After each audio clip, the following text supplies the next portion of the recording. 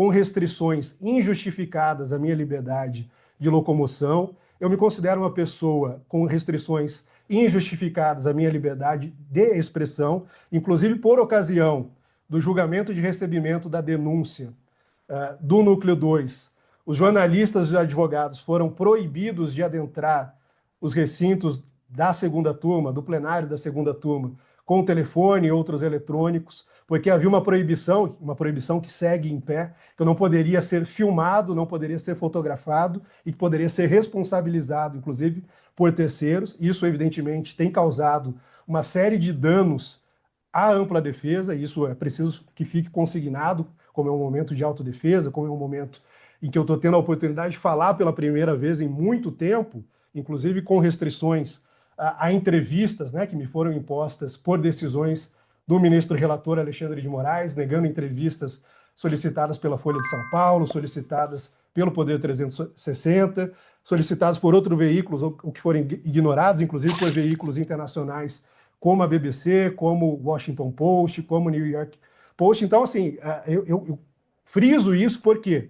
Porque nós vivemos um momento em que o meu nome circula no país há 2 anos. O meu caso é mencionado nas redes sociais diariamente, meu nome é mencionado nas notícias diariamente. E até agora eu não tive a oportunidade de me defender. Essa é a primeira ocasião em que eu posso, evidentemente, falar. E o que eu tenho falado quando eu posso falar com a minha esposa, com o meu pai, com os meus advogados, para que eles comuniquem isso na defesa? Eu tenho a convicção, como eu disse, de que eu sou um preso político, eu tenho a convicção de que a minha prisão ela não se deu com justa causa, ela se deu em claro desvio de finalidade. A viagem não existiu, o meu local era sabido, era certo, haviam informações nos autos 4 meses antes que davam conta de que esse local era sabido. Essas informações estavam disponíveis tanto à Polícia Federal quanto à Procuradoria-Geral da República, quanto ao ministro relator. Isso consta dos autos, foi inclusive matéria de recursos apresentados por nós. Então, eu tenho essa convicção. A prisão ocorreu com base numa viagem que eu não fiz, que não existiu, e depois, como eu fui preso naquelas circunstâncias, e que também tiveram, ao longo da fase de instrução, menções ao tipo de situação vexaminosa a qual eu fui submetido no presídio, depois, com tudo que ocorreu, com os desdobramentos internos e externos, eu acredito, inclusive, que a denúncia contra mim só ocorreu devido a esses fatos, porque não se sabia como explicar uma prisão de mais de 6 meses, sem indiciamento, sem denúncia formal, que só veio meses depois. Isso nunca ocorreu, por exemplo, no âmbito da Operação Lava Jato, isso nunca ocorreu no âmbito de nenhuma das outras operações que foram tão fortemente criticadas por juristas no nosso país.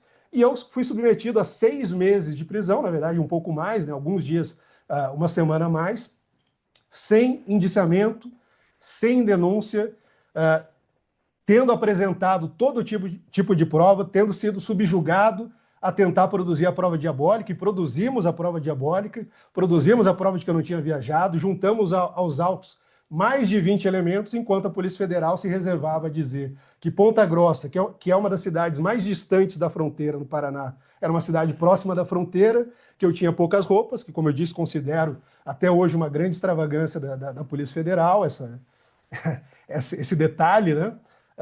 E outros elementos ali totalmente frágeis, né? Tanto é que foram reconhecidos em 2 ocasiões pela Procuradoria-Geral da República. A primeira delas, apenas 20 dias após a minha prisão. Eu fui preso no dia 8 de fevereiro de 2024.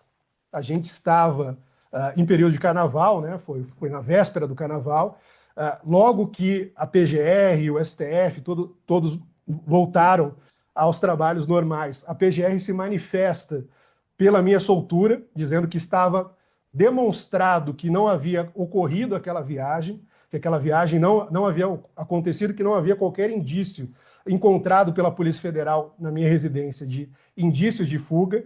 Posteriormente, a Polícia Federal inova nos autos, trazendo novos elementos que, como eu disse, são extremamente frágeis, um documento imprestável dos Estados Unidos, e que, como eu disse, está sendo investigado, e está sendo investigado, inclusive, porque há um disclaimer muito claro, dizendo que autoridades não podem utilizar aquela informação, que aquela informação caso fosse utilizado por oficiais, e lá faz uma lista bastante exaustiva, listando inclusive autoridades tribais de tribos indígenas, caso fosse utilizado para fins oficiais, aquilo poderia constituir crime à segurança nacional americana, violação de sistemas americanos e outras coisas. Esse é um ponto. Outro ponto é justamente o registro de entrada que aparece no sistema dos Estados Unidos enquanto eu estava preso, em abril de 2024, logo após o próprio sistema migratório americano, o Customs and Border Protection, o CBP, confirmar com dados oficiais, por meio do I-94, por meio de comunicações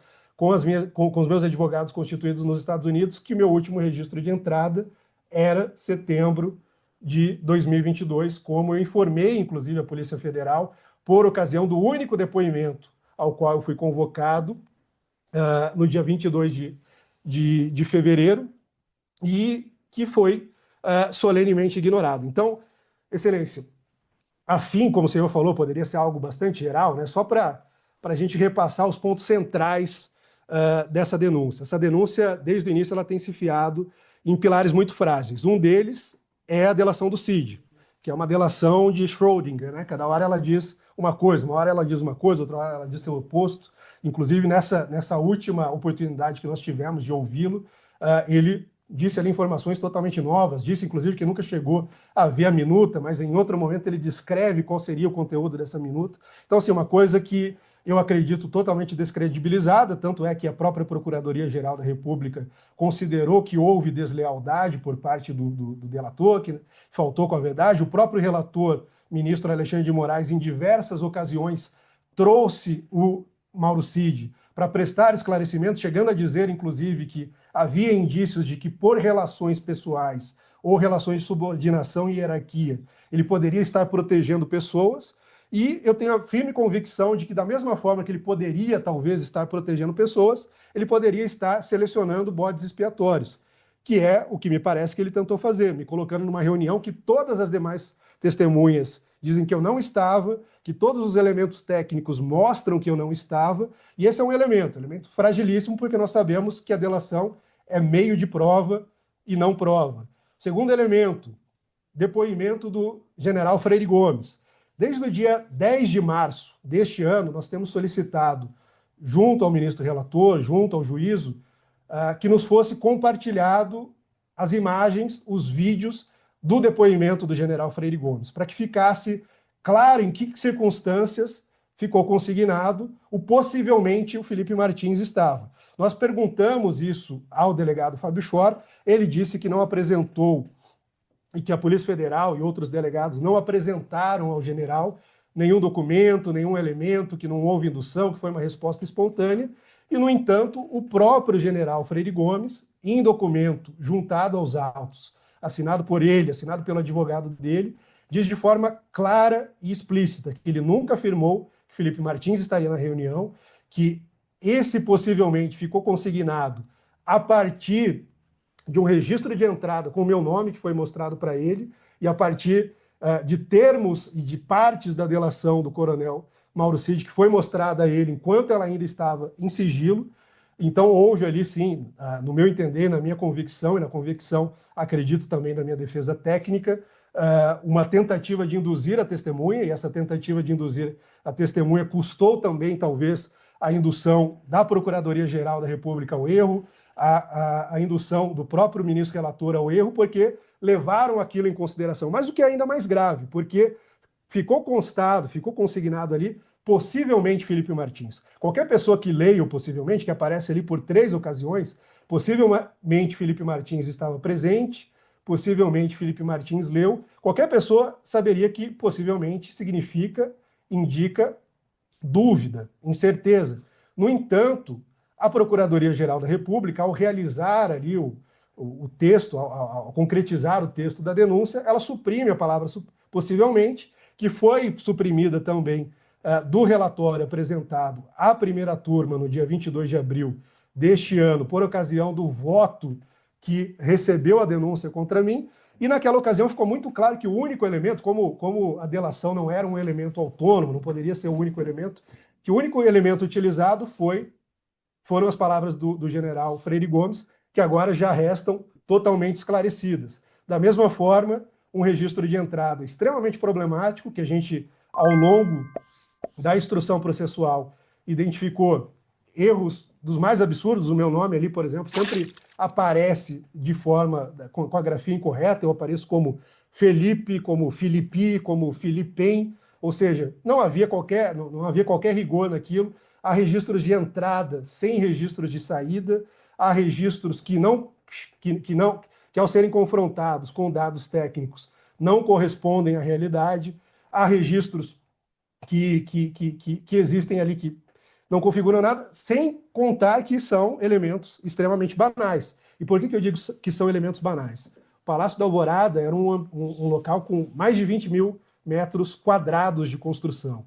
Em alguns momentos, havia ali 300, 400 pessoas trabalhando, entre motoristas, segurança, jardineiros, cozinha, os funcionários, enfim, de todas as áreas ali de manutenção, serviços gerais.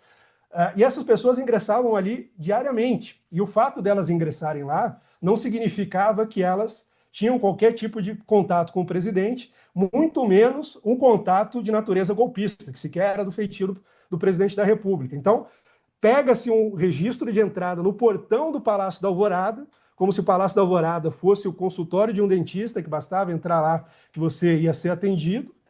Muitas pessoas entravam, tentavam falar com o presidente da República, não conseguiam, esperavam por horas. Isso, inclusive, parece constar do confronto entre os registros de entrada com os registros da agenda do presidente. Inclusive, em vários desses dias em que constam a minha entrada, consta o meu nome no registro de entrada do Palácio da Alvorada e não consta na agenda pessoal ou oficial do presidente da República. Então, são elementos extremamente problemáticos, mas que até agora têm sido utilizados para criar cerceamentos os mais absurdos, né? A gente está numa semana em que houve diversas manifestações de corte político, e eu entendo que não cabe aqui avançar no discurso político, mas cabe sim uma contextualização, porque a denúncia feita pela PGR ela começa justamente com uma introdução de natureza política, e a gente está numa semana que todos os órgãos de imprensa têm se levantado, têm erguido a voz contra a censura no Brasil. E eu gostaria também que ficasse consignado que eu estou sob censura há quase 2 anos. Eu não posso conceder entrevistas, eu não posso me expressar por redes sociais, eu não posso ser filmado, eu não posso ser fotografado. Inclusive, no dia 22 de abril, quando eu estive pessoalmente, presencialmente, nas dependências da primeira turma, do plenário da primeira turma, no STF, um fotógrafo tirou a minha foto, colocou na página do STF, e foi, segundo a imprensa, mas a foto estava lá, tem o registro, recebeu a ordem que tinha que tirar. Ou seja, por alguma razão, eu sou uma pessoa que hoje se busca esconder. Por alguma razão, eu sou uma pessoa que hoje não se permite falar publicamente, que não se permite dar a minha versão, exercer a ampla defesa, não só naquilo que diz respeito à defesa técnica, que tem sido exercida de forma heróica, em que pese todas as violações e todas as dificuldades que eles têm encontrado ao longo desse processo, mas eu tenho tido a minha palavra cassada, eu não tenho tido a oportunidade de fazer isso que eu estou fazendo hoje. Então, eu até peço a compreensão de Sua Excelência, dos demais colegas, né, os correios, os advogados, porque essa é a primeira oportunidade realmente em 2 anos, e há muita coisa a que ser dita. Ainda sobre os registros de entrada, é importante registrar que há registros de entrada convergentes com várias outras pessoas, e pessoas que, segundo notícias, sequer foram investigadas. O que mostra, para mim, e isso parece estar claro, como eu disse, a minha prisão, na minha convicção, ela não se dá por justa causa, a minha prisão cautelar se dá, no mínimo, por meio de um equívoco e no mínimo por meio de uma negligência da autoridade policial, que confessou, inclusive, na fase de instrução deste processo, que não julgou necessário realizar diligências básicas que teriam sido suficientes para apontar a minha localização, que ignorou elementos que constavam dos autos, que apontavam também a minha localização. Então, da mesma maneira, eu considero, sim, que tem havido uma seletividade por parte, sobretudo, da Polícia Federal em relação à minha pessoa, seletividade que começa, evidentemente, com o delator que conta uma série de mentiras, mas que poderia ter sido sanada de forma muito clara. E explico por quê. Quando o delegado Fábio Chora, ao colher os depoimentos da delação do Coronel Mauro Cid, ele pergunta de forma objetiva e clara: Coronel Mauro Cid, o senhor tem algum elemento material, o senhor tem algum elemento que corrobore tudo isso que o senhor está dizendo sobre o Felipe Martins? Ele fala: não, doutor, não tenho. E o delegado, aparentemente, ignora que um acordo de delação precisa sim ser corroborado por elementos de prova, precisa sim ser corroborado por elementos sólidos para que não se faça o tipo de injustiça e o tipo de cerceamento, o tipo de violação de direitos mais fundamentais, como tem ocorrido na minha vida desde então. Inclusive, não consta nos autos, e eu não saberia apontar para o senhor ou para qualquer pessoa que me perguntasse quais são as razões das minhas cautelares. A PGR, tanto na primeira manifestação, no dia 1º de março de 2024, 20 dias após a minha prisão, diz que não havia ocorrido a viagem, que não havia indícios de fuga e que não eram necessárias nenhuma outra diligência, aliás, nenhuma outra cautelar, a não ser o recolhimento do passaporte e a proibição de sair do país. Depois, quando se manifesta novamente em julho, no mesmo sentido, de posse das herbes, dizendo, olha, as herbes demonstram que ele de fato fez uma viagem para Ponta Grossa, se instalou ali e não mais saiu. Então está demonstrado que a viagem não ocorreu e que, portanto, não há risco de fuga. Da mesma forma, a PGR se manifesta solicitando apenas as mesmas cautelares, menos gravosas, né, que haviam sido aplicadas a outros réus, que podiam conceder entrevistas, podiam viajar pelo país, e que eu, desde que saí da prisão, não posso fazer. Mencionei no início, né, amanhã, dia 25 de julho, é aniversário da minha filha, Aurora, não poderei estar com ela, não poderei ver ela, como não tenho podido, ela mora num local de difícil acesso, então isso dificulta ainda mais. Não tenho podido ver os meus pais. A minha avó, de 99 anos, chora todos os dias porque ela não pode me ver, ela não tem condições de viajar para cá. E não há nenhuma justificativa nos autos. Não é que há uma justificativa genérica, do tipo, permanece o risco de fuga. Não, simplesmente não há. Não foi juntado aos autos qual é a razão, só foi juntado aos autos o rol de restrições, que inclui as restrições de entrevistas, a restrição de expressão pelas redes sociais, o contato com uma série de pessoas, que tudo bem, até parece uma coisa mais natural, monitoramento eletrônico, comparecimento semanal, toda segunda-feira, no Fórum de Ponta Grossa, algo que já vem sendo apontado, inclusive, pelo Ministério Público de Ponta Grossa, pelos juízes responsáveis de Ponta Grossa, que parece excessivo e desnecessário, uma vez que eu sou a única pessoa do estado do Paraná que comparece semanalmente à Justiça para realizar essas diligências. Nunca tive qualquer problema Só na realização das nesse minhas ponto diligências. aí, ó, eu cuido dos processos também do 8 de janeiro. Há diversos réus que Aqui, estão com aqui no tornozeleira Paraná, no Paraná.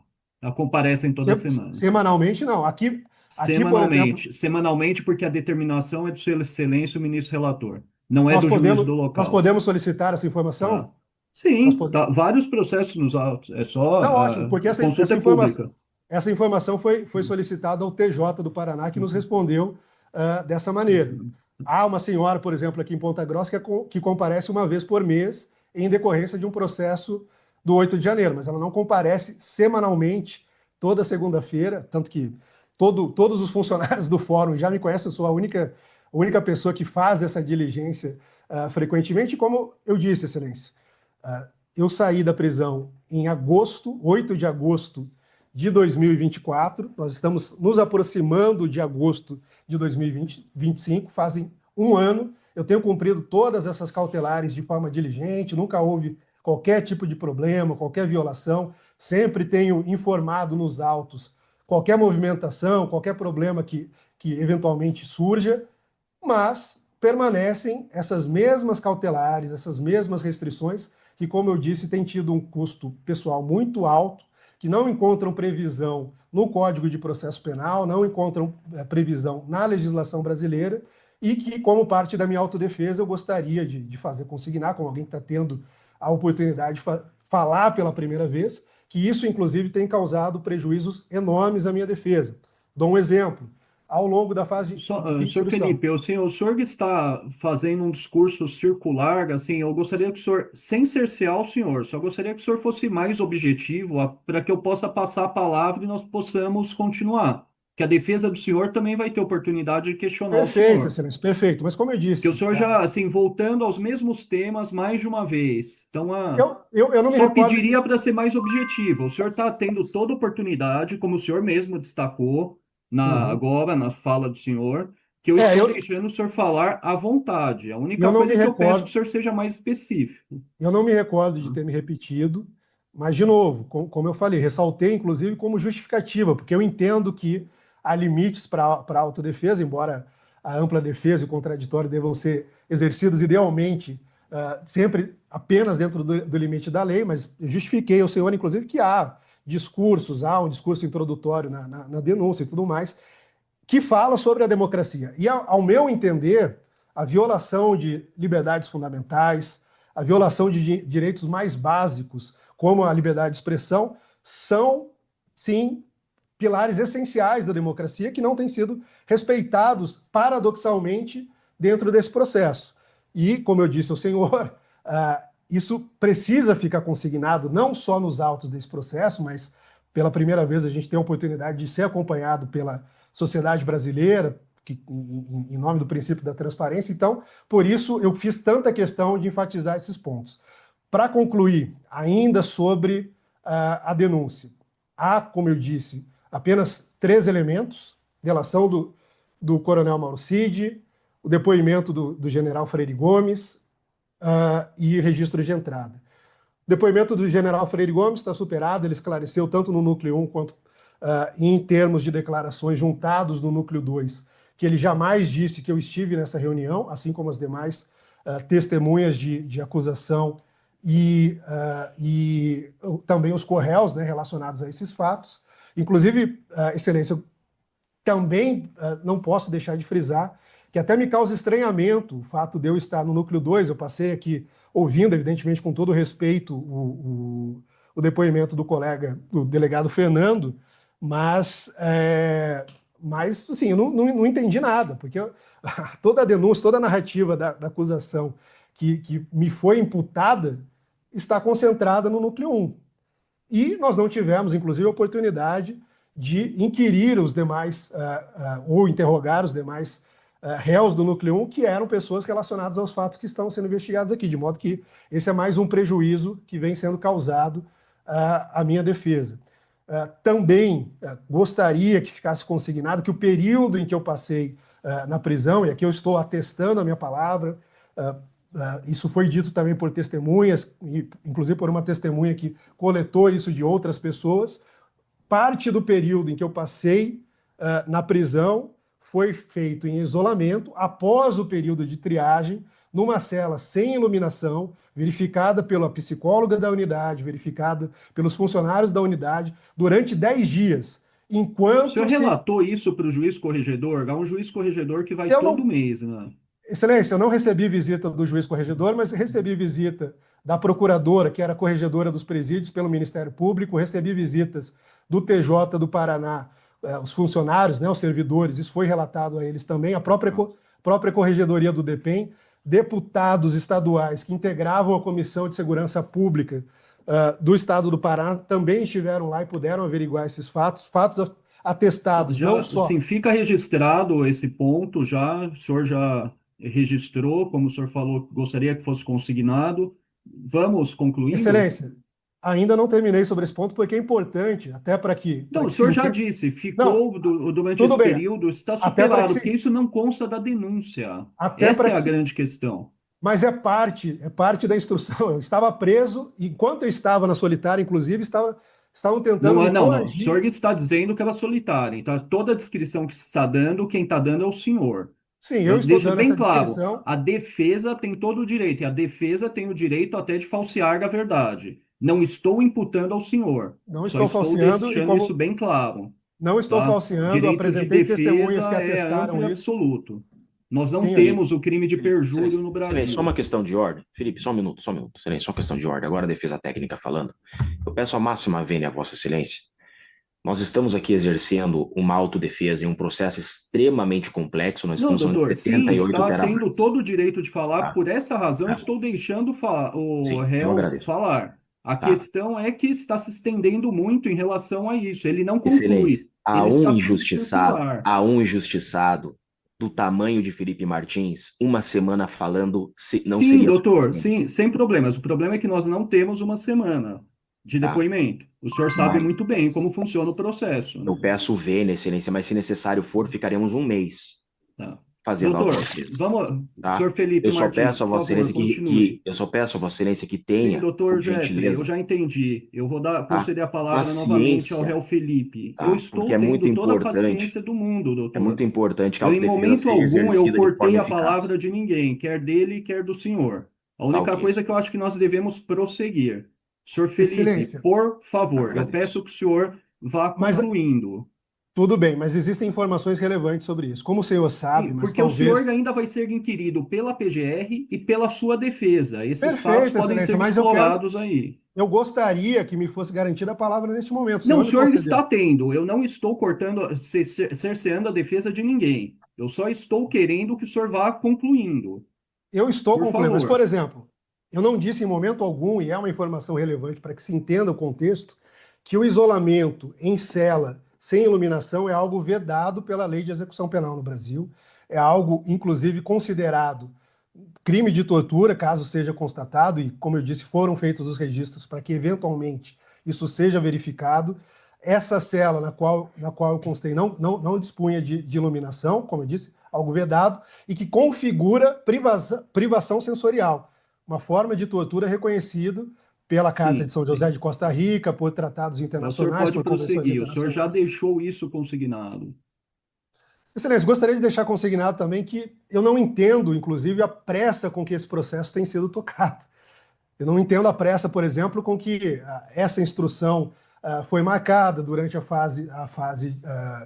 enquanto a gente está no recesso. Então, são problemas que precisam ser registrados, não só pela defesa técnica, como têm sido registrados, mas para que eu próprio diga que os meus advogados estão indo até o limite que eles podem, mas que esse limite não tem sido suficiente. Eu não acredito, eu não sinto que a minha defesa tem sido plenamente realizada, não em decorrência do trabalho dos meus advogados, que, como eu disse, é um trabalho heróico, mas em decorrência de todas essas dificuldades, de todas essas restrições que têm sido impostas e que é importante que se conseguirem. Esse é um assunto importante para esse processo. Afinal de contas, como eu disse, a denúncia abre com um relato, com uma introdução, com um discurso Então, sobre viu a como o senhor democracia. é circular? É isso que eu estou apontando. Por isso que eu Não, peço que o senhor vá eu trago concluindo. sempre, eu Por trago sempre esse favor. discurso para justificar o porquê de eu estar apresentando um contraponto a esse discurso. Porque se esse discurso ele tem essa natureza, evidentemente ele pode ser contestado. Ele pode ser contestado, por exemplo, no utilitarismo, que acredita que uma pessoa ficar Senhor na Felipe, por solitária. favor, aqui não é momento para ficar dando aula sobre o que é utilitarismo ou não, o que é A pragmatismo ou denúncia era não. momento para a Vamos PGR. concluir, por favor. Excelência, Aqui é sobre esclareça para mim. fatos. O réu fala Excelência, sobre fatos. Excelência, esclareça para mim só para que eu possa, então, compreender o escopo da minha fala. Cabia à Procuradoria-Geral da República dar aula na denúncia, discorrer sobre democracia, Doutor, isso não compete a mim. mas a minha palavra compete ao senhor, o que eu posso e o que eu não posso falar. Não, não, eu não estou dizendo o que o senhor pode e o que o senhor não pode. E o senhor vai concluir ou não, por favor? Porque o senhor, Tá, o tudo bem. interrogado não sou eu. O interrogado não sou eu, o interrogado é Não, o senhor. eu estou apresentando a justificativa de que o meu discurso está sendo feito em decorrência de um discurso apresentado pela acusação. Sim, então o senhor, Em, por favor, em prossiga e chegue a uma Em conclusão. respeito à paridade de armas, se a acusação pode fazer um discurso dessa natureza, a defesa também pode fazer. Ou não temos mais paridade de armas. Mas, enfim, como o senhor disse, nós podemos então prosseguir. Haverá aí a oportunidade dos meus advogados fazerem perguntas ainda, e há muitos outros fatos a serem esclarecidos que, com a orientação, com as perguntas e guiamento deles, talvez fique mais fácil de esclarecê-los.